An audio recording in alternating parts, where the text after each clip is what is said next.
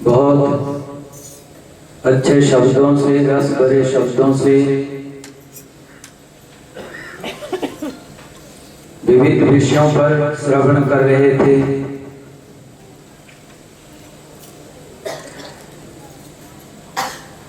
एक तो हमारा, आपको पहले बता दें, सत्य साहेब शब्द आता है तो कई व्यक्तियों का प्रश्न है कि ये सत्य साहेब क्यों कहा जाता है, क्या चीज है। जब काशी में सतगुरु कबीर साहब थे, सतगुरु कबीर साहब जाति पाति से ऊपर उठे हुए महापुरुष थे। वो किसी संप्रदाय को श्रेय न देकर उसकी नैतिकता को, उसके चरित्र को, उसके व्यवहार को श्रेय देते थे। उस समय कबीर साहब के समय में हिंदू और मुसलमान दोनों के धर्म में कुछ पाखंड थे, कुछ विवाद थे, इसलिए उनका आपसी झगड़े भी होते थे। कबीर साहब ने दोनों को एक करने के लिए एक नारा चलाया। हिंदुओं के वेदों में से सबसे ऊंचा शब्द है सत्य, और मुसलमानों के कुरान शरीफ में सबसे ऊंचा शब्द है साहिब। दोनों में से टॉप के शब्द लेकर जो परमात्मा को संबोधित करते हैं शब्द, उनको लेकर एक नारा बनाया, सत्य साहिब। अर्थात वेदों से सत्य और कुरान शरीफ से साहिब लेकर सत्य साहिब का नारा चलाया, जो आज तक कबीर साहब के अनुयायियों में आपस में मिलने पर बोला जाता है। कबीर साहब इस संसार में कोई झगड़ा करने नहीं आए थे, कोई संप्रदाय फैलाने नहीं आए थे। कबीर साहब आए थे परमात्मा के दर से, एक पैगंबर बनकर, एक सतगुरु बनकर। माता के गर्भ से पैदा नहीं हुए, एक फूल के ऊपर प्रकट हुए थे और सारा जीवन समझाने में लगाया। किन बातों को? ध्यान तो परे की बात है, पहले तो है हमें अपने व्यवहार को पवित्र करना, हमें राग द्वेष, ये दो जो विकार हैं, इनसे ऊपर उठना। और जब इन व्यवहारों से, इन दोषों से ऊपर उठते हैं, तब हम ध्यान के लायक बनते हैं, पात्र बनते हैं। तो कबीर साहब सारा जीवन पात्रता बनाने में, बांटने में लगे रहे। कुछ महापुरुष थे जिनको ध्यान में लगाया, वो संसार सागर से पार उतर गए। कबीर साहब से पहले, कबीर साहब से बाद बहुत महापुरुष हुए, लेकिन उनमें भेद क्या है जो हम कबीर साहब को इतना श्रेय देते हैं। आप सोचते होंगे कबीर साहब को इतना श्रेय लोग क्यों देते हैं? पूरे वर्ल्ड के अंदर कबीर शब्द कहां से आ गया? इतना जबरदस्त प्रचार कैसे हो गया? दादू साहब भी हुए इसी धरती पर, बहुत बड़े सदगुरु थे। गीसा संत हुए, गरीबदास हुए, ऐसे ही नानक साहब हुए, गोरख साहब हुए 11वीं शताब्दी के अंदर। लेकिन गरीबदास जी के समय में जिनको परमात्मा का साक्षात्कार हो चुका था, जो आकाश मार्ग से जा सकते थे, 124 शिष्य थे गरीबदास जी के समकालीन। उनके द्वारा शिक्षित दीक्षित होकर जिन्होंने ध्यान को उपलब्ध कर लिया था, परम बुद्धत्व को प्राप्त कर लिया था, वो 124 शिष्य थे। दादू साहब के समय में 152 शिष्य थे जिनको परमात्मा की प्राप्ति हो चुकी थी। दादू साहब कबीर साहब के समय में, कबीर साहब के 4160 महात्मा थे जिनको परमात्मा का साक्षात्कार हो चुका था। और बुद्ध के समय में 500 शिष्य थे जिनको साक्षात्कार हो चुका था। इसीलिए कबीर साहब की महत्ता है कि जब पूर्ण सतगुरु पृथ्वी के ऊपर उतरते हैं तो हजारों की गिनती में लोग परमात्मा को पा चुके होते हैं। कबीर साहब के सबसे बड़ी बात थी जीवन में, उनके पास ध्यान में ज्यादा उपलब्धि हुई। वैसे तो ध्यान का अर्थ है ध्यानम निर्विषय मना, मन को निर्विषय करना ही ध्यान है। और हम बचपन से शुरू करते हैं। आपको पता है जब मीरा ने दीक्षा ली तो गुरु ने उसको भगवान कृष्ण पकड़ा दिए, वो भी छोटे से बाल ही। और जब गोस्वामी तुलसीदास जी को दीक्षा मिली तो उनको राम पकड़ा दिए। आप किसी भी घाट से छलांग लगाएंगे तो जाएंगे तो नदी के अंदर, चाहे कहीं से छलांग लगा दें, जाना तो गंगा के अंदर ही है ना। तो चाहे नानक साहब के चरणों में बैठकर छलांग लगा दें, चाहे कबीर साहब के चरणों में, ये सब महापुरुष परम पैगंबर हैं, हमें परमात्मा से मिला सकते हैं और परमात्मा के पास बिठा सकते हैं। दादू साहब का जीवन था जैसे हम बच्चों को संस्कार डालते हैं। जब बच्चा छोटा होता है हम साथ उसको मंदिर में ले जाते हैं। दादू साहब की माता जी कहा करती थी, बेटा अगर परमात्मा को पाना है, उसकी प्रसन्नता चाहिए, उसकी कृपा चाहिए, तो तू मंदिर में जाकर भगवान के दर्शन किया कर। ज्ञानियों के लिए तो मंदिर में कुछ नहीं, लेकिन भक्तों के लिए मंदिर में बहुत कुछ होता है। लेकिन ज्ञानी बनने के लिए बहुत समय लगता है। ऐसा ज्ञानी जो मंदिर में भी भगवान को देखता है, बाहर भी भगवान को देखता है, उसकी महत्ता है। दादू साहब जब मंदिर में जाते तो माता उसको एक डबली पैसा देती, तो कहती बेटा जब कोई संत मिल जाए तो उनके चरणों में भेंट रख देना। तो एक दिन एक बूढ़े बाबा वस्त्र पहनकर उसके सामने आए। संत भी जैसे भिखारी का वेश होता है, इस रूप में।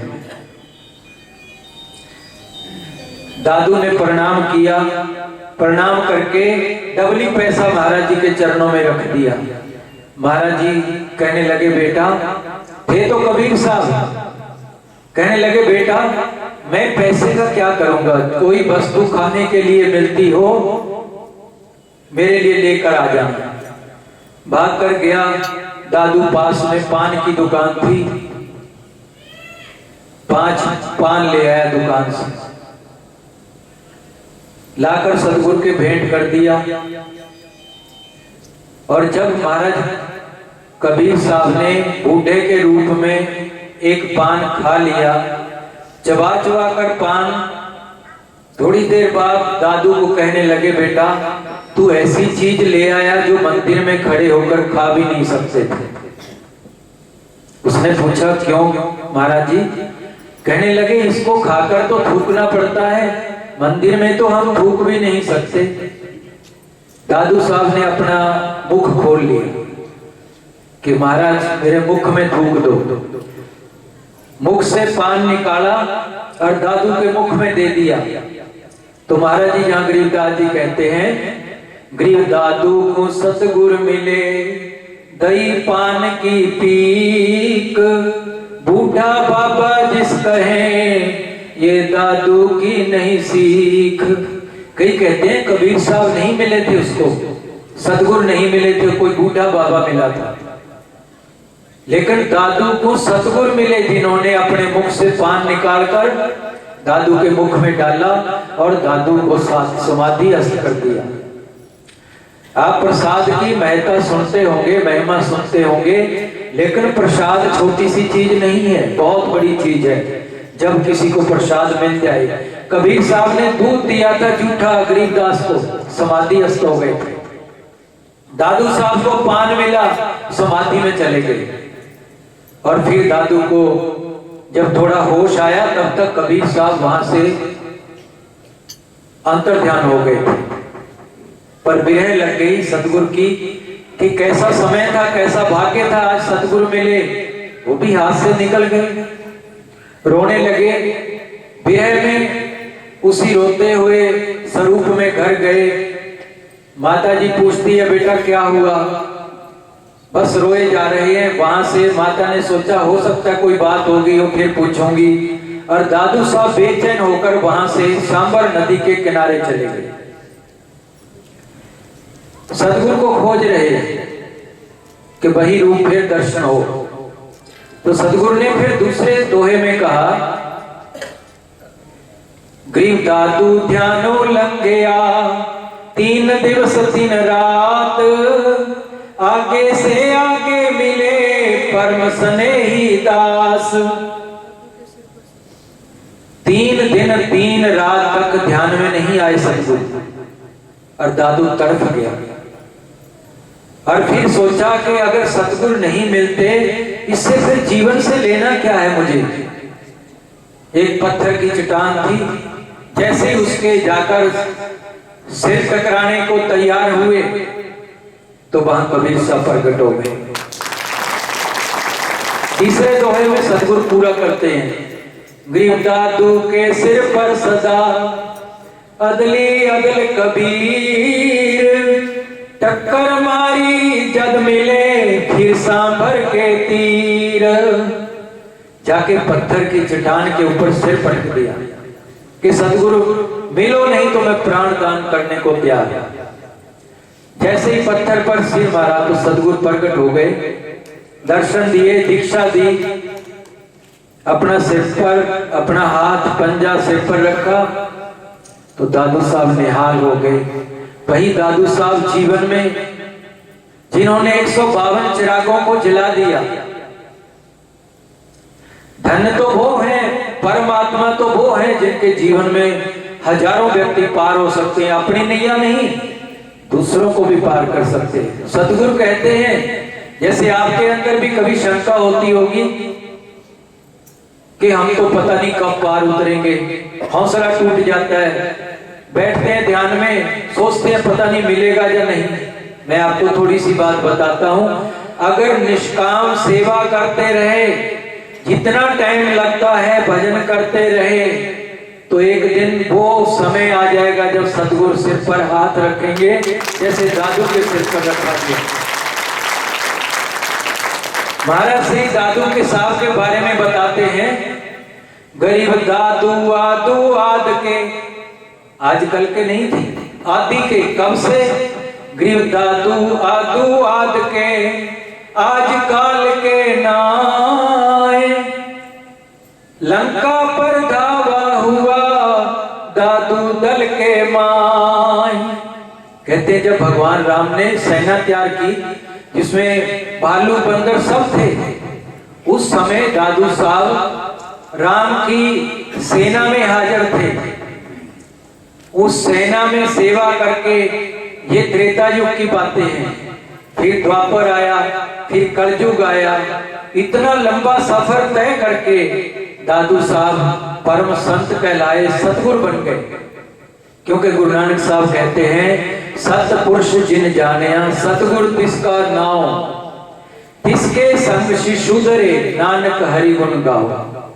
दादू साहब ने परमात्मा को पा लिया, इसलिए वो सतगुरु बन गए। जो भी आत्मा परमात्मा को पा लेता है वो सच्चा सतगुरु कहलाता है। धीरे धीरे हम भी प्रयास करते हैं, हम भी उस लाइन में हैं, इस लाइन में कभी दादू साहब थे। भगवान कृष्ण भी कहते हैं, अनेक जन्म संसिद्धि, एक जन्म नहीं अनेक जन्म लग जाते हैं, लेकिन विश्वास चाहिए, निष्ठा चाहिए, श्रद्धा चाहिए। अगर हम लगे रहे निष्ठा से तो एक दिन वही आएगा, हमारे ऊपर भी कृपा होगी, हम भी उपासना में सफल होंगे। उपासना का मतलब है उप मैंने समीप, आसना मैंने बैठना। हम किसके नजदीक जाके बैठना चाहते हैं? पहले तो हमें चाहिए क्या? हमें परम शांति चाहिए। धन नहीं चाहिए, बेटा बेटी स्त्री पुत्र नहीं चाहिए। ये लालसा के लिए भगवान के दर पर नहीं जाए। हमें सिर्फ परम शांति चाहिए।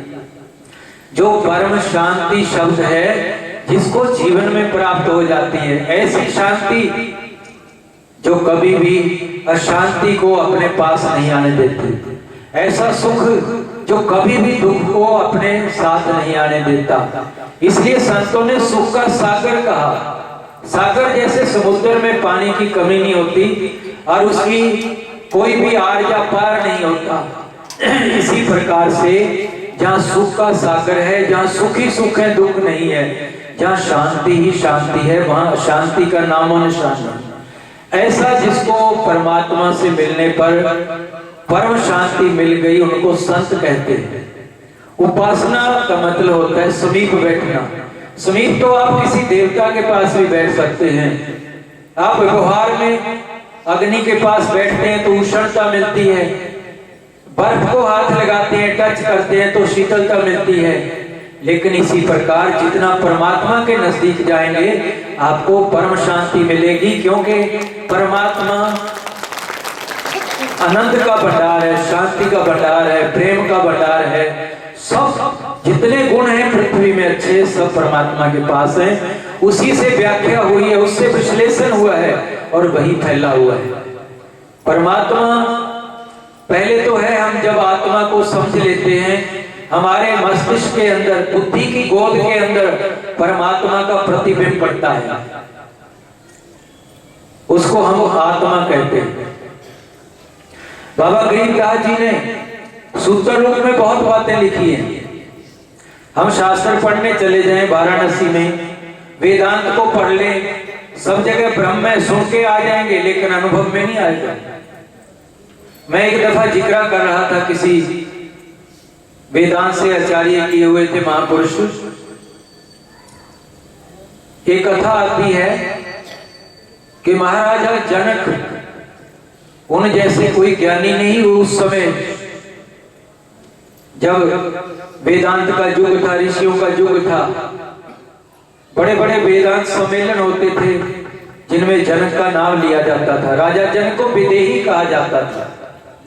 जब राजा जनक शरीर छोड़कर गए, वेदांत का एक सिद्धांत है कि जीवन मुक्त पुरुष शरीर छोड़ने पर विदेह मुक्त हो जाता है। ध्यान से सुनना इस बात को, ये सिद्धांत है और सिद्धांत का वेदांत का सूत्र है। शास्त्र में आता है कि जीवन मुक्त पुरुष अर्थात जिसने अपने मन को बस में कर लिया और उसने मन को वश में कर लिया, नया कर्म उसका नहीं बन रहा, लेकिन जो प्रारब्ध है वो उसकी चल रही है, तब वो विदेही कहलाता है। उसका देह से कोई संबंध नहीं रहा। जैसे साइकिल में पैडल मारें, थोड़ी दूर तक पैडल मारें और पैडल को जब बंद करेंगे तब भी साइकिल थोड़ी दूर चलता रहता है। ऐसे ही ज्ञान होने पर जो प्रारब्ध है, उसमें जितने दिन की प्रारब्ध है तब तक हमें चलना पड़ता है। तो महाराजा जनक सूत्र था कि जीवन मुक्त पुरुष शरीर छोड़ने पर विदेह मुक्त हो जाता है, उसकी आत्मा को कहीं आना जाना नहीं पड़ता, क्योंकि परमात्मा आकाश की न्याय व्यापक है। वो मटका फूटने पर जैसे पानी जोहड़ के पानी में, तालाब के पानी में समा जाता है, जैसे घटाकाश घड़े का आकाश मठाकाश में या बहदाकाश में समा जाता है, उसको कहीं आना जाना नहीं पड़ता। ऐसे इस आत्मा को परमात्मा में शरीर का, सूक्ष्म शरीर का, कारण शरीर का, सब जितने शरीर हैं इनके मटके फूटने पर ये आत्मा परमात्मा में ब्रह्म में लय हो जाती है, किसी को आना जाना नहीं पड़ता। ये सिद्धांत पर अगर टेक लगाई तो राजा जनक ने सिद्धांत को निखारा। राजा जनक यहाँ से जा रहे हैं शरीर छोड़कर, जब नरकों के पास से निकलने लगे, नरकों के जीव त्राहे त्राहे त्राहे कर रहे थे, तड़प रहे थे अपनी को उनको जो यातनाएं मिल रही थी। राजा जनक जैसे पहुंचे तो शोरगुल शांत हो गया। उन्होंने पूछा धर्मराज से कि मैं जब यहां पहुंचा हूं तो इतनी शोरगुल चल रहा था, वो बंद कैसे हो गया? उन्होंने बताया कि ये जो नरक में जीव हैं अपने कर्मों का फल भोगने के लिए यहां आए हुए हैं, और ये कर्म भोगते भोगते फल को भोगते भोगते दुखी हो रहे हैं, इनको यातनाएं दी जा रही हैं। अब ये त्राहे त्राहे कर रहे हैं, आपका इतना तप है, क्योंकि ज्ञान के बराबर किसी चीज का तप नहीं। आपका इतना तप है जिसके तप के यहाँ पर आपके दर्शन करके या आपकी उपस्थिति में सब शांत हो गए। तो धर्मराज को जनक कहने लगे मैं यहां से जाऊंगा नहीं। जब मेरे यहां आने से इतने जीवों को सुख मिला है तो मैं इनको दुख में डालकर ऊपर नहीं जा सकता। मुझे किसी स्वर्ग की, किसी वैकुंठ की, किसी ब्रह्मलोक की आवश्यकता नहीं। धर्मराज ने बहुत समझाया, लेकिन उन्होंने कहा एक शर्त से मैं यहां से जा सकता हूं, आप इन जीवों को यहां से मुक्त कर दें। धर्मराज ने नरकों के अंदर पड़े हुए सारे जीवों को मुक्त कर दिया। फिर जनक तो तार्किक थे, शास्त्रों के ज्ञाता थे। उन्होंने धर्मराज से पूछा कि मेरे कहने से आपने सब जीवों को मुक्त तो कर दिया, लेकिन इनका जो कर्म का फल है ये कब भोगेंगे? इनको फल तो भोगना पड़ेगा, क्योंकि अवश्य में भोक्तव्यम कर्म शुभ शुभ शुभम। भगवान वशिष्ठ जी ने राम से कहा था कि अनेकों युग भी बीत जाएं तब भी अपना किया हुआ शुभ शुभ कर्म भोगना पड़ता। तो उन्होंने कहा आपने प्रश्न तो ऐसा कर दिया, उत्तर भी मुझे देना पड़ेगा। मैं इनको फिर कलयुग में पैदा करूंगा, इनके अंदर धर्म के संस्कार तो सुनेंगे लेकिन धर्म पर आचरण नहीं करेंगे, और मैं इनसे फिर अपना नरक भर लूंगा, क्योंकि इन्होंने आचरण तो नहीं किया ना, धर्म का नाम लिया, धर्म के मार्ग पर चलने का प्रयास किया, लेकिन अपने आचरण को, अपने चरित्र को, अपने व्यवहार को नहीं संभाल पाए। जो कुछ सुना था, जिस निश्चय से धर्म के ऊपर चलना था, उस धर्म पर अपनी आत्मा को नहीं चला पाए, अपने मन को नहीं चला पाए। तब मैं इनको फिर उसी नरकों में ले जाऊंगा, मेरा जो अपना कर्तव्य था वो पूरा हो जाएगा। तो चलो बंद तो छुड़ा दी जनक जी ने।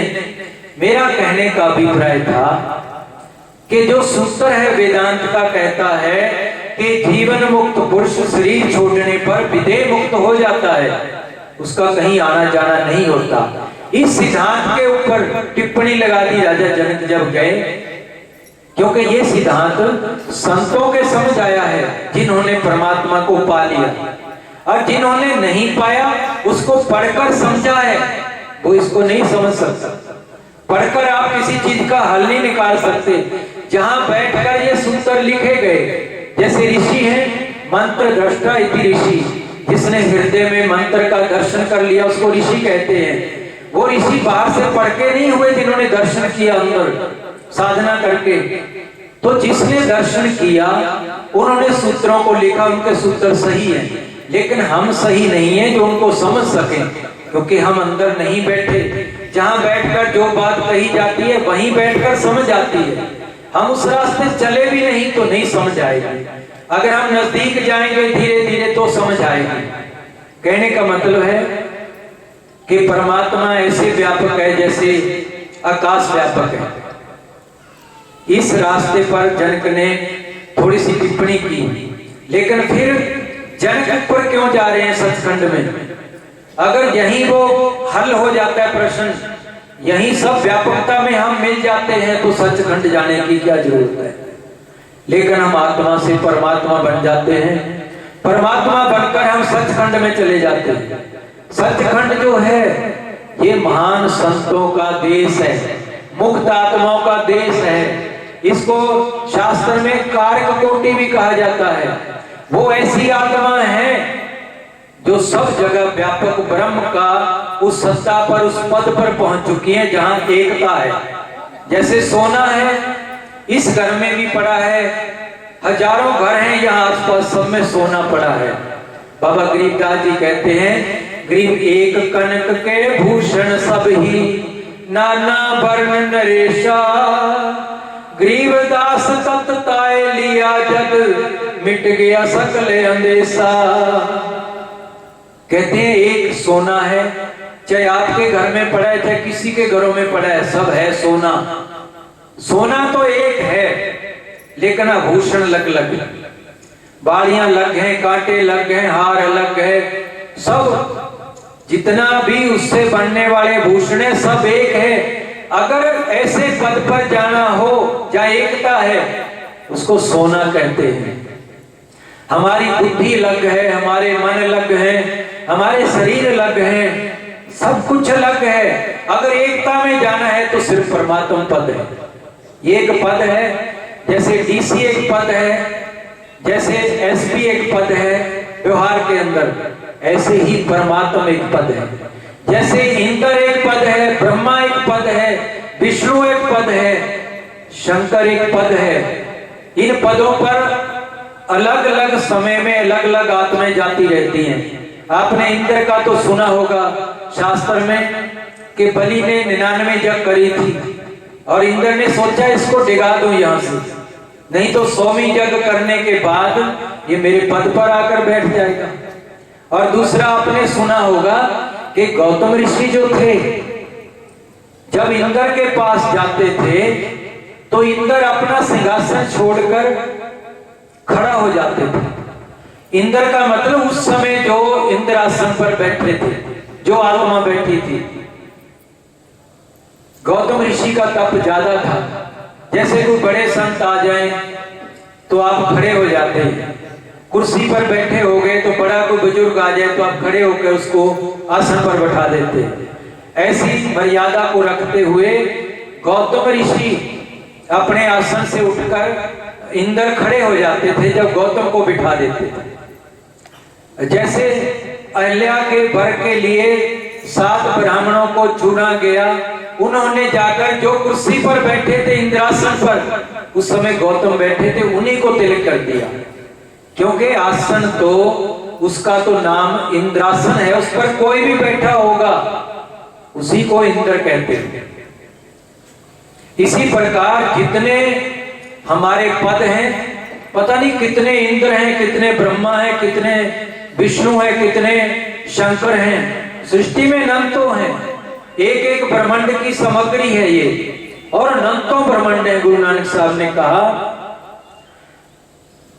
पृथ्वी अनंत है, ब्रह्मांड अनंत है, सूर्य अनंत है, चंद्रमा अनंत है, पर वेद आकर नए इति कह के छोड़ देता है कि इसका उस परमात्मा का कोई अंत नहीं मालिक का।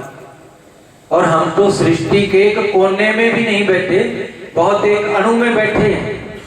हमें कैसे पता है? आपको पता होगा पीछे वैज्ञानिकों ने खोज की और 49,000 करोड़ रुपया कई देशों ने इकट्ठे होकर लगाया पृथ्वी में, अंतरस्थल बीच में जाकर रिसर्च चलता रहा, लेकिन अंत नहीं पा सके।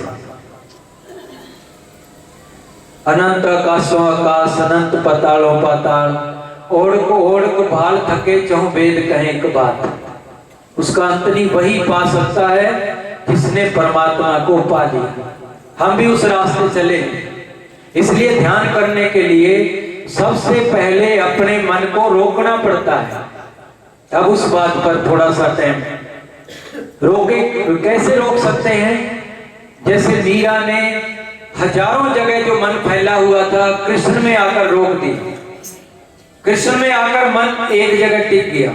इसीलिए हम कहते हैं कि अपना जीवन में एक इष्ट होना चाहिए, और हजारों नाम और रूप में जो हमारा मन उलझा हुआ है उसको एकाग्र करने के लिए अपने इष्ट में लगाकर उसका ध्यान करना चाहिए, उसी का स्मरण करना चाहिए। क्योंकि ये सीढ़ी है, मानसिक जप, मानसिक ध्यान, फिर ऊपर उठेंगे दृष्टि योग, फिर ऊपर उठेंगे सुरति शब्द योग। ये 4 स्टेप हैं ध्यान के। साधना के। तो फिर क्या करेंगे? जब मन हमारा एक हो गया, मन कहाँ रहता है? भंवर गुफा के अंदर रहता है। कई लोग कहते हैं भंवर गुफा तो बहुत ऊंची है, वहां जाया नहीं जा सकता। मैं आपको बता दूं, मैं अनुभव से बोल रहा हूं इस बात को। जहां श्वास अंदर से जाकर नाक के पीछे से बाहर आ जाता है, पूरा टॉप पर अंदर से श्वास जाकर नाक की जड़ से बाहर नाक के अंदर आ जाता है। जिस त्रिकोण पर जाकर खड़ा होता है एक बिंदु पर श्वास बाहर निकलने के लिए, उसको भंवर गुफा का पहला शोर उरला शोर कहते हैं। भौरा कहते हैं मन को। उसकी जो गुफा है जहां बैठकर, गुफा क्यों कहते हैं? कि मन बाहर नहीं बैठा रहता कहीं, मन कंठ से होकर रास्ता है अंदर जाने का, बाहर से कोई रास्ता नहीं, कंठ से होकर जाने का। तो वहां जैसी कंठ से ऊपर जाते हैं, जिसको अगरदीप कहते हैं, उसके पास ही है, तो वहां मन बैठा रहता है। ये भंवर गुफा का उरला शोर है। और संत क्या करते हैं? वहां सुरती शब्द योग के अभ्यास से मन को सचखंड के द्वार तक ले जाते हैं, जहां सचखंड का द्वार है, मतलब त्रिकुटी के पास, जहां गंगा जमुना दोनों मिलती है। सरस्वती का केंद्र है, बिंदु है, जहां से सरस्वती में प्रवेश होता है, सुषुम्ना में प्रवेश होता है। ईड़ा पिंगला सुषुम्ना में जहां प्रवेश होता है, उस बिंदु पर धीरे धीरे चले जाते हैं। कई तो योगी ऐसे अभ्यास करते हैं, आपने देखा होगा, स्वाभाविक है उनकी भ्रिकुटी ऊपर उठ जाती है, ऐसे ये वाला हिस्सा ऊपर तन जाता है, उनकी भौएं ऊपर तन जाती है इस अभ्यास को करते करते। और जब शब्द के साथ बिना नाम के ये अभ्यास नहीं होता, बिना नाम के अंदर प्रवेश नहीं होता, और बिना बंदगी, सदगुरु कहते हैं बिना बंदगी नहीं बड़े दरबार में। इसके लिए विनम्रता, दीनगी, ये गुण भी होना चाहिए। महाराज जी ने कहा एक जगह, सदगुरु फरमाते हैं, कोट जग समेत से नहीं होए दीदार, आधीनी और बंदगी से छिन में उतरे पार। तो जब यहाँ जाते हैं, तब अगर आपके अंदर तामसिकता होगी तो आप यहाँ नहीं बैठ सकेंगे। शांत मस्तिष्क होगा, सेवा में सदगुरु की कृपा होगी, तो सदगुरु का मार्गदर्शन होगा, तो आपको ये रास्ता मिल सकता है, आप यहाँ तक जा सकते हैं। ये उरला शोर है, इसके ऊपर ये परला शोर है, आखिरी भंवर गुफा का अंतिम द्वार जो सचखंड में जाकर खुलता है। तो महाराज जी ने क्या कहा? गिरी भंवर गुफा में बैठकर अमी महारस जोख, ऐसा सतगुरु मिल गया, ले गया हम परलोक। परलोक का मतलब इस लोक में बैठे थे, परले लोक में ले गए, सचखंड में ले गए सतगुरु। जब हम बार बार शब्द की वहां रट लगा रहे थे, मीठा स्पंदन हो रहा था और मन हर समय उसमें लगा हुआ था। सुरती, नृत्य, मन और पवन चारों चीज इकट्ठी हो रही थी। हर श्वास में हमारे को जाकर मीठा स्पंदन महसूस हो रहा था। उस समय सतगुरु ने कपाट खोला, खोल के हमें गोद में ले लिया, सचखंड के अंदर प्रवेश करवा दिया। हम सतगुरु के द्वार में, सचखंड के अंदर उनके धाम में जाकर बैठ गए। ये है पहली स्टेज। और जो आप सुनते हो, ये जब पहली स्टेज के नाम का पता चल जाता है, कौन सा नाम? जो प्राण के साथ चलता है। पहला नाम है जो गुरु देता है। महाराज जी ने कहा है, गुरु से सतगुरु पाइए, गुरु सतगुरु नहीं दोए। गुरु से सतगुरु की प्राप्ति होती है। कौन सतगुरु? जब अंदर ज्योति प्रकट होती है सचखंड में, तो उस ज्योति के अंदर जिस गुरु ने हमें दीक्षा दी है, उपदेश दिया है, हमारा मार्गदर्शन किया है, वही गुरु तेज पुंज के रूप में आकर ज्योति के अंदर प्रकट होते हैं। उनके एक एक रोम में करोड़ों सूर्य का प्रकाश होता है। वो परमात्मा की व्यवस्था है। मस्तिष्क के अंदर, ज्योति के अंदर जो सदगुरु प्रकट होता है, वो सदगुरु जन्म मरण के चक्कर में नहीं आता। वो सदगुरु संसारिक नहीं है। या तो ये अवतार लेके यहाँ आते हैं पूर्ण सदगुरु बनके, या फिर यहाँ सदगुरु को जगा लें। ये सदगुरु हमें सत्य नाम की दीक्षा देते हैं। जो गुरु नानक ने कहा, साहब ने कहा, इक ओंकार सतनाम। सच्चा नाम कौन सा कहा? ये परम ध्वनात्मिक नाद है, इसको मुख से जपा नहीं जा सकता। ये ध्वनात्मिक नाद है। जब तो सोहम का होता है। ये दो ही परम नाद हैं, सोहम और ओम। सोहम श्वास की माला है। महाराज गरीबदास जी कह रहे हैं कि हमें अपने सतगुरु ने नाम दिया, कौन सा? गरीब सतगुरु सोहम नाम दे, गुज बीरज विस्तार, बिन सोहम सीखे नहीं, मूल मंत्र निज सार। गरीब सोहम सोहम धुन लगे, दर्द बंद दिल माए, सतगुरु पर्दा खोल ही परालोक ले जाए। कहते ये मंत्र है जो सचखंड को द्वार को खोल सकता, और सतगुरु दर्शन देंगे, सतगुरु मिल जाएंगे। पहले शब्द ने हमें सतगुरु से मिला दिया, दूसरा नाद क्या करता है? हमें परमात्मा से मिला देता है। इसलिए कहा गया है कि परमात्मा से सतगुरु मिला सकते हैं और कोई मिला नहीं सकता। जब सतगुरु से मिला देंगे तो हमारा काम सारा पूरा हो गया, सतगुरु परमात्मा से मिला देंगे। तो इसलिए परमात्मा से मिलने के लिए सतगुरु की आवश्यकता है, और सतगुरु से मिलने के लिए गुरु की आवश्यकता है। गुरु और सतगुरु एक ही चीज है। यहाँ शरीर करके 5 तत्वों के शरीर में गुरु दिखाई देता है, और अंदर त्रिकुटी के अंदर जो प्रकट होते हैं ज्योति में, वही गुरु हमें तेज पुंज के रूप में त्रिकुटी में दिखाई देते हैं। इसीलिए गरीबदास जी को कबीर साहब के दर्शन हुए, और जयतराम जी को गरीबदास जी के दर्शन हुए, दादू साहब के शिष्यों को दादू साहब के दर्शन हुए, गुरु नानक साहब के शिष्यों को नानक साहब के दर्शन हुए। तो वहां जो हमारा गुरु है वही प्रकट होता है, तो वही गुरु हमें सतगुरु बन के परमात्मा से मिलाता है। परमात्मा से मिलना हमारा अंतिम खेल समाप्त हो जाता है, और हम जन्म मरण के चक्कर से मुक्त हो जाते हैं। इन्हीं शब्दों द्वारा सभी का पुनः धन्यवाद करता हुआ अपनी वाणी को विराम देता हूँ। बोलो सच्चिदानंद भगवान की जय, सद्गुरुदेव भगवान की जय।